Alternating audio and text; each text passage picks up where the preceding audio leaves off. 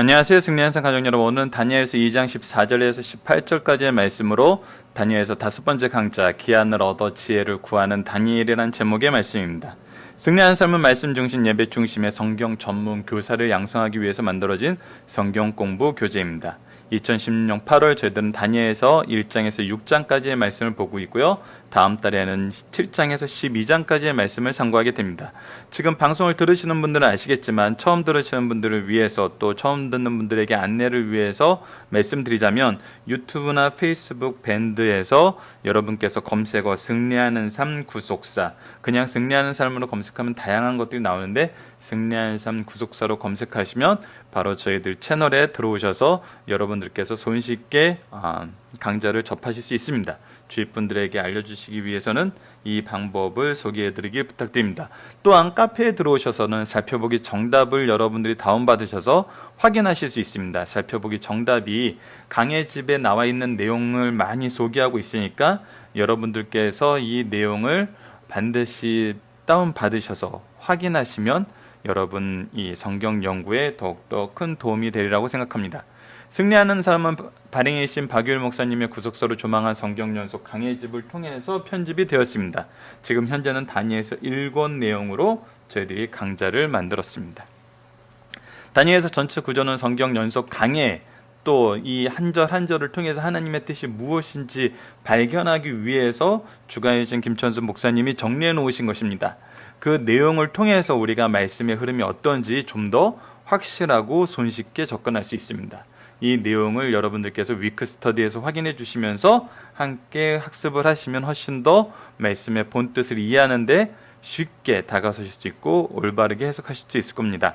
물론 기본적인 해석은 박유일 목사님의 강해집에 나타나 있는 것이 가장 보수적이고 이단 논쟁이 없는 가장 올바른 방식의 내용만, 그동안 사람들에게 논란이 없었던 내용으로만 구성이 되어 있어요. 그래서 박유일 목사님의 강해집을 참조하시면 여러분들께서 좀 더 쉽게 이 말씀을 연구하실 수 있을 것입니다. 이러한 기초로 우리가 한 가지 제목으로 일주일의 묵상을 이어나가는데, 이번 주에 우리가 묵상할 제목은 세상을 통치하시는 하나님의 주권이, 분명히 하나님께서 세상을 통치하시고 이러한 하나님의 주권은 분명히 나타납니다. 이것이 나타나는데 성경을 통해서는 우리가 무엇을 발견할 수 있냐면 이스라엘 중심으로 어떻게 펼쳐지는지 묵상해 보자는 겁니다. 지금도 하나님께서는 세상을 통치하시고 계시고 주권자세요. 지금 어디를 중심으로 하세요? 신적 기관인 교회를 통해서, 또 가정을 통해서, 그 사명을 받은 사명자를 통해서. 우리가 사명자에 대해서 어떤 표현을 쓰냐면 구속사의 능력 있는 일꾼이라는 표현을 씁니다. 자, 그래서 우리가 이스라엘을 중심으로 어떻게 펼쳐지신지를 안다면은, 성경을 통해서 배운다면은 지금 현재도 하나님의 주권이, 하나님의 통치가 우리를 통해서, 가정을 통해서, 교회를 통해서 어떻게 이루어지는지 압니다. 특히 오늘 말씀에서는 합심 기도, 지혜와 합심의 기도가 얼마나 놀라운 능력을 보여주는지 우리에게 알려주고 있습니다. 자, 이 내용을 우리가 함께 살펴보도록 하겠습니다. 다니엘서 2장 14절로 18절 말씀입니다. 기한을 얻어 지혜를 구하는 다니엘입니다. 자, 보도록 하겠습니다. 그때 왕이 근위대장 아리옥이 바벨론 지혜자들을 죽이러 나가매 다니엘이 명철하고 슬기로운 말로. 자, 하나님께서 다니엘에게 주신 은혜는 무엇이었나요? 1장에서 우리가 확인했죠. 외부 인사들에게는 긍휼하심을 받게 했어요. 인정함을 받게 했어요. 하나님께서는 다니엘과 제 친구에게 지혜를 주시고 모든 학문을 잘 마칠 수 있게 해주시고, 다니엘은 특히 영적인 부분까지 해석할 수 있는 능력을 주셨어요. 이거는 이례적인 게 아니에요. 여러분들, 이게 하나님의 은혜의 굉장히 놀라운 부분이다. 이거는 이례적으로 이 3년간 하나님이 열심히 우리를 이끌어 주시고 걷어가시는 것이 아니에요. 때로는 걷어가실 때가 있어요. 하지만 지금 이 말씀을 보면, 14절 말씀을 보면 이것이 걷어진 것 같지가 않아요. 자, 다른 사람들은 살려달라는 얘기 안 하겠어요? 뭐 다양한 방법을 제시하지 않았겠어요? 근데 다니엘에게 모든 지혜를 주셨기 때문에 그가 명철하고 슬기로운 말로 근위대장 아리옥에게 물어봅니다. 왕의 명령이 어찌 그리 급하냐 하니 아리옥이 그 일에 대해서 다니엘에게 알리면, 여러분, 근위대장은 그 왕국에서 실세 중에 실세예요. 가장 높은 5손가락의 안에 드는 사람이 바로 왕의 근위대장이에요. 엄밀히 말하면 군사적으로는 모든 삶의 영역에서 가장 가까이 지내는 사람이 근위대장이에요. 다니엘하고는 속된 말로 레벨이 달라요. 다니엘은 이제 막 그 이방인으로서 이제 막 관직에 먹물을 묻힌 사람이에요.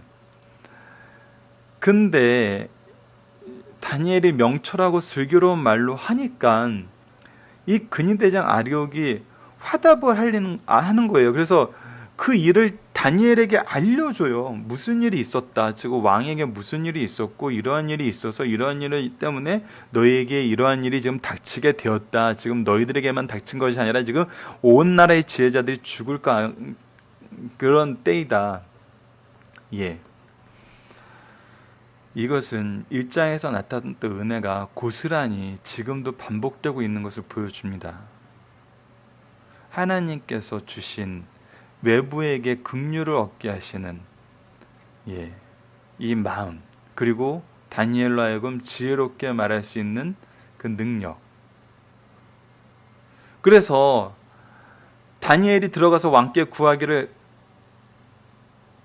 시간을 주시며 왕에게 그 해석을 알려드리다 아니라, 그래서 아리옥 왕에게 아리옥 왕이 아니죠. 근위대장 아리옥에게 이 얘기를 듣고 다니엘이 왕에게 들어가요. 그런데 우리가 알다시피 에스더를 보면은 이 고대 왕국은 왕을 아련하는 것이 이거는 누구랑도 같아요. 어느 왕국이나 왕의 허락이 없이, 왕의 제가 없이, 왕의 부름 없이 함부로 왕한테 들어간다는 것은 정말 실세 중에 실세 아니면 힘든 일이거든요. 그리고 그들 청할 때 오는 거지 내가 먼저 들어갈 수 없어요. 그래서 물론 이제 근위대장 아리옥을 통해서 먼저 이 일을 구하게 하고 다니엘이 들어갔겠죠. 그런데 이것 또한 하나님께서 긍휼하심을 얻게 하신다는 거예요. 이 너무 재밌지 않나요? 그래서 왕에게 시간을 주시면이라고 해요. 왕이 이 앞부분에서 이 박수와 술객과 모든 지혜자들이 얘기하는 것을 뭘로 판단했어요? 너희들이 시간을 끌려고 그러고 날 속이려고 그런다는 걸로 봤어요. 근데 다니엘은 가서 무엇을 구하냐면 시간을 달라고 얘기를 해요. 물론 이거는 맥락이 달라요. 다니엘은 지금 시간을 주시면 그 꿈과 해석을 모두 알려주겠다는 얘기를 하고 있어요. 왜? 어제 얘기처럼 느부갓네살의 근거가 정말 억진대 논리가 있다니까요. 그 억진대 논리가 있는 것을 다니엘은 그 억주와 논리를 다 받아들인 거예요.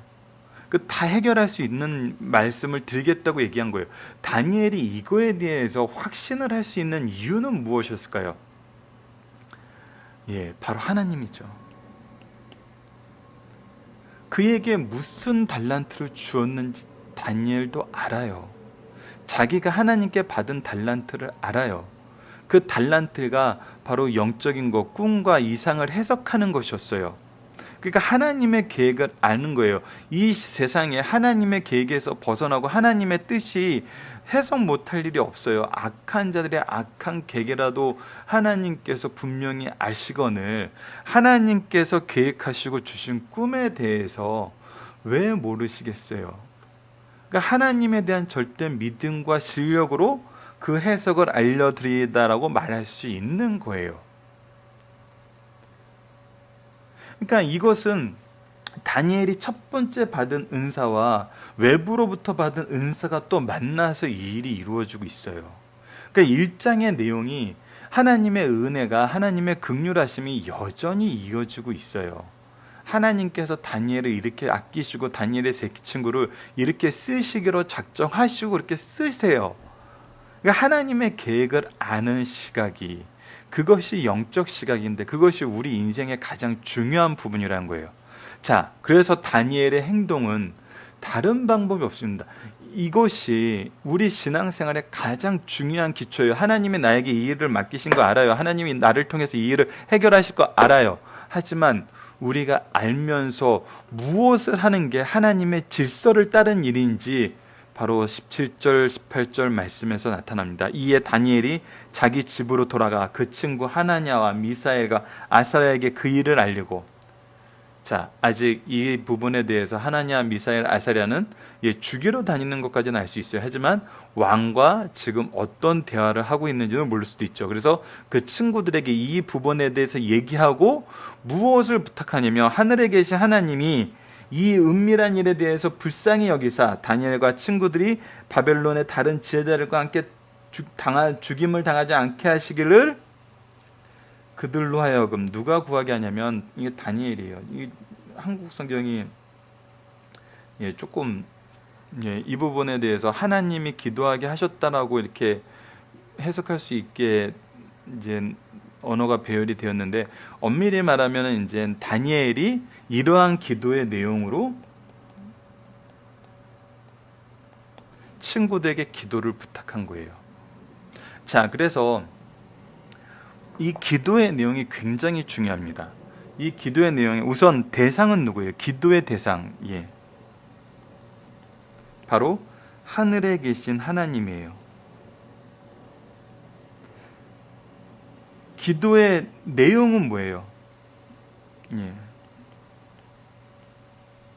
이 은밀한 일에 대해서 불쌍히 여기사 다니엘과 친구들을 바벨론 다른 자들과 함께 죽임을 당하지 않게 하여 주십시오라는 게 내용이에요.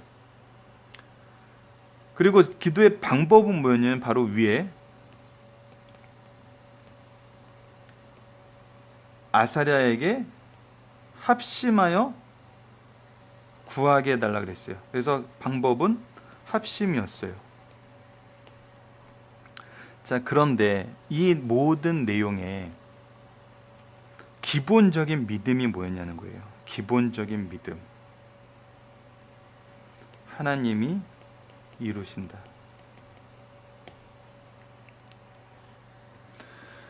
여러분,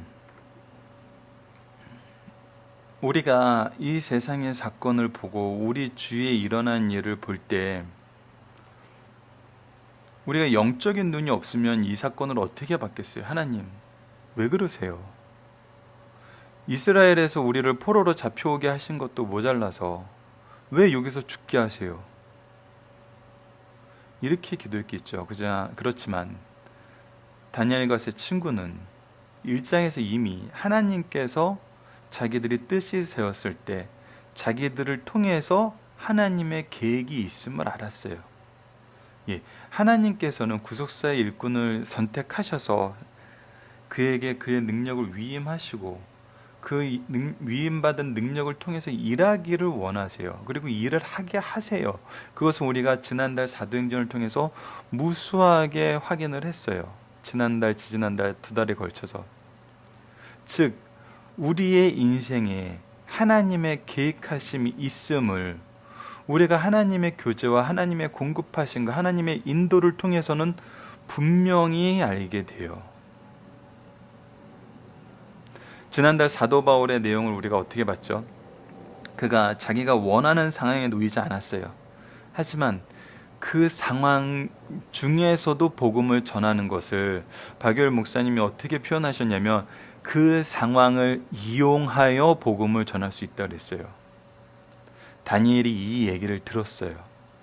이 얘기는 하나님이 아니면 해결이 안 되는 이야기였어요. 이미 어제 바벨론의 지혜자를 통해서 그것이 드러났어요. 그렇다면 이 일은 하나님께서 쓰시고자 하시기 위해서 하나님의 계획 안에서 이루어진 일이라는 거예요. 이 일에 우리가 지금 이제 쓰임받을 시기가 왔어요. 그러기 때문에 우리가 기도하는 것은 이 일에 바르게 쓰임받는 거예요. 그래서 이 기도의 제봉이 이 은밀한 일에 대해서 불쌍히 여기사, 이 은밀한 일에 대해서 불쌍히 여기사, 이 은밀한 일에 대해서 알게 하시사, 이 은밀한 일에 대해서 하나님의 주권을 우리에게 허락하시사, 우리들로 하여금 무엇을 받게 하소서? 구원을 받게 하소서.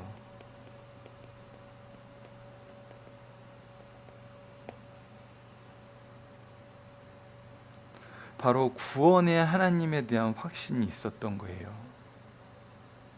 하나님은 그의 종들을 통해서 항상 무엇을 이루시냐면 바로 이 구원의 도를 이루십니다.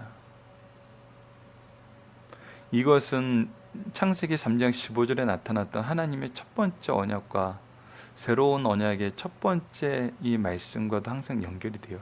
하나님은 우리를 구원하시려고 예수님을 보내셨고, 하나님은 당신의 구원을 이루시려고 그 종을 부르셔서 사용하세요. 구원과 관련 안 된 성경의 인물은, 하나님이 쓰셨던 인물 중에 구원과 관련 안 된 인물은 하나도 없습니다. 누가 하나님의 구원 사역과 연결이 안 된 인물이 성경에 기록되어 있나요? 자, 여기가 이제 시작입니다. 우리는 앞으로 12장까지의 말씀을 통해서 다니엘을 통하여 구원을 이루시는 하나님의 역사심을 지속적으로 확인하게 됩니다. 그의 구원의 대상이 누구이고 그의 구원의 과정이 어떻게 이루어지는지를 우리가 확인하게 됩니다.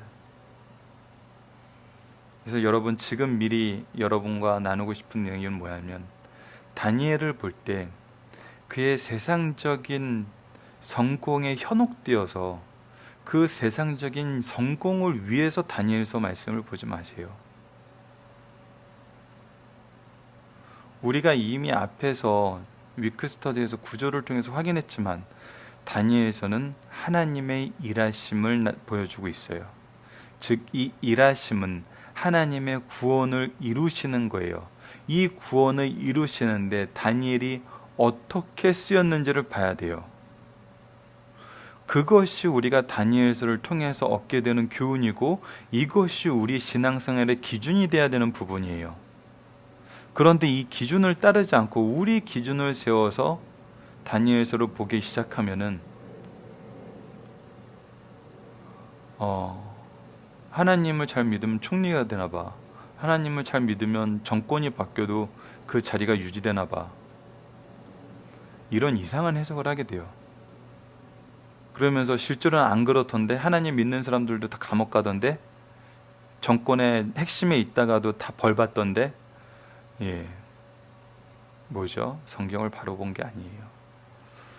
그래서 다니엘서 얘기를 할 때는, 다니엘서 말씀을 볼 때는 항상 저도 모르는 희열을 느끼고, 이 안에서 주시는 그 은혜의 풍요로움을 항상 기대를 하지만, 반면에 항상 주의하게 되는 것은 다니엘서가 세상에서 성공하게 만드는 어떤 비법을 주는 것으로 착각을 하시는 것은 아니라는 것을 먼저 분명하게 우리가 기억하고, 우리 승리하는 삶 가족분들은 이 묵상을 이어나가시길 부탁드리겠습니다. 자, 본문 묵상하기를 보겠습니다. 다니엘은 어떤 말로 근이 되냐에 말하는, 명철하고 슬기로운 말로 합니다. 다니엘이 이 일의 해결을 누구에게 달려있음을 알았나요? 하나님에게 달려있음을 알았어요. 자, 하나님의 은혜 가운데 다시 한번 본문 묵상하기를 통해서 우리가 보게 되는 것은 뭐냐면, 다니엘이 기도하기 전에 하나님이 먼저 일하신 걸 우리가 다시 한번 볼 수 있죠. 사도행전 그 내용이 여전히 이어지고 있습니다. 사람들에게 긍휼을 얻게 하셨고, 다니엘에게는 지혜와 명철을 허락하시고 꿈을 해석할 능력을 주셨어요. 이 지혜를 가지고 다니엘은 명철하고 슬기롭게 얘기하면서 다시 한번 긍휼을 얻었고, 근위전장 아리옥에게 긍휼을 얻었고, 느부갓네살 왕에게 긍휼을 얻었고, 이것의 해결 방법에 대해서 분명히 알고 있었어요. 그래서 돌아와서 이것을 누구에게 맡기고 있어요? 하나님께 맡기고 있어요. 여러분들, 하나님이 이거 해결하실 줄 알아요. 저는 이런 부분이 좀 부족해서 항상 이것이 기도의 제목이에요. 이건 하나님이 나에게 맡기신 일이야. 그래서 이걸 이루시는 하나님의 뜻이 분명함을 알아. 그래서 나는 이 부분에 대한 두려움이 없어, 걱정이 없어. 그래서 기도를 안 해요. 기도 시간이 너무 적어져요. 그런데 이것이 하나님의 일일수록 우리가 기도해야 된다는 것을 오늘 말씀은 또 우리에게 가르쳐줘요. 왜? 우리가 잘못해서 하나님의 계획이 나의 계획으로 포장되면 안 되거든요. 우리의 가장 약한 부분은 바로 그거예요. 우리가 하나님의 뜻을 깨닫느냐 안 깨닫느냐는 하나님이 능력 주시고 깨닫게 하세요. 그래서 오히려 쉬울 수 있어요. 근데 어려운 점은 뭐냐면 내가 이 일을 하나님 뜻대로 할 수 있을까예요. 이 부분에 항상 우리가 겸허하게 기도하면서 하나님과 동행해야 돼요. 하나님의 임재 앞에 무릎을 꿇어야 돼요. 그래서 저도 정말 이제 다니엘서를 묵상하면서는 개인적인 목표는 말씀을 선포하는 시간만큼 이 내용을 가지고 기도하면서 바르게 선포하고 바르게 적용할 수 있도록, 또 이 부분을 또 바르게 가르칠 수 있도록 더 많은 기도가 필요함을 오늘 말씀을 통해서 깊이 있게 느끼게 됩니다. 중심 사선을 보도록 하겠습니다. 성도가 위기를 해결할 용기와 능력은 하나님께 대한 믿음에서 나온다는 겁니다. 느부갓네살 왕이 모든 지혜자들 다 죽이라는 명단에 다니엘과 세 친구도 포함되어 있었어요. 이미 바벨론 술사들이 기한의 연장을 요청하였으나 거절당했어요. 그러나 다니엘은 명철하고 슬기로운 말로 자기를 죽이러 온 근위대장 아리옥에게 왕의 조급함을 책망하였어요. 다니엘은 하나님께서 자신에게 환상과 꿈을 깨닫는 은사를 주신 것을 이때를 위함으로 알고 시간을 주시며 왕의 용어를 들어주겠다고 용기 있게 말했어요. 어느 시대나 성도들이 위기를 해결할 용기와 능력은 믿음에서 나온다는 것입니다. 두 번째, 믿음의 기도는 응답하여 합심으로 기도하면 더욱 그렇게 이루어져요. 다니엘은 이미 주신 은사를 사용할 때도 겸손히 기도할 뿐 아니라 친구들에게 합심 기도를 요청했어요. 더더욱 기도했다는 거예요. 더더욱. 이미 주신 은사로 이 일이 가능함을 확신했지만 더더욱 간절하게 기도했어요. 믿음으로 합심하여 기도하면 하나님께서 반드시 응답하세요. 특별히 성도들이 기도할 때 나의 조상들의 하나님이라고 기도할 수 있는 사람은 행복한 사람이요, 그 가문과 그 시대는 기독교의 명문 가문인 것입니다. 그래서 다니엘의 세 친구들의 기도를 주의 있게 살펴보면 다음과 같은 것을 볼 수 있어요. 기도의 대상이 확실했어요. 하늘에 계신 하나님께 구했어요. 기도의 방식이 확실했어요. 간절히 합심 기도했어요. 기도의 내용이 분명했어요. 다니엘과 자신들의 친구들과 죽음을 수밖에 없는 바벨론 박사들을 위해 기도했어요. 즉 구원을 위해서 기도했어요. 네 번째, 기도의 응답을 확신하고 기도했어요. 긍휼이 많으신 하나님께서 전에도 응답하신 것 같이 이제도 응답하여 줄 것을 믿고 기도했다는 것입니다. 살펴보기 정답은 아까 안내해줬던 대로 여러분들 카페 주소가 여기 적혀 있습니다. 네이버.com 위닝라이프입니다. 이곳에 오셔서 여러분들 살펴보기 정답을 확인해 보시고요. 오늘 적용하기 문제입니다. 기도가 우리의 인생을 승리로 이끄는 하나님의 능력임을 고백할 수 있나요? 기도는 하나님의 능력을 끌어들이는 통로입니다. 그 능력이 기도를 통해서 나와요. 예수님께서 마가복음에서 분명히 얘기를 하셨어요. 9장 29절이죠. 마가복음 적어드리겠습니다. 마가복음 9장 29절을 보면은 이르시되 기도 외에 다른 것으로는 이런 종류가 나갈 수 없느니라 하시더라, 이렇게 말씀을 하시죠. 그래서 우리가 기도는 하나님의 능력을 끌어들이는 통로임을 알고 이것을 통해서 우리가 기도로 능력을 받을 수 있어요. 그래서 이 기도는 정말 우리에게 주어진 하나님께서 약속해 주신 하나님의 능력의 통로이고 하나님의 방법이에요. 그래서 우리가 이것을 순종할 줄 알아야 돼요. 그래서 이것을 통해서 기도의 능력을 소유하시는 승리한산 가족 여러분들 되었으면 합니다. 말씀을 기초로 기도하기를 통해서 마치겠습니다. 하나님 뜻을 세우고 하나님 앞에 거룩함을 유지한 다니엘의 모습을 보면서 위기 중에도 흔들리지 않는 믿음과 승리가 오직 하나님으로부터 나옴을 깨닫게 하심을 감사합니다. 우리로 담대하게 하지만 바르고 간절하게 하나님께 기도함으로 승리하게 하시고 이 승리를 선포할 때에도 의와 겸손함과 온유함으로 나아가게 인도해 주소서. 예수님 이름으로 기도드립니다. 아멘.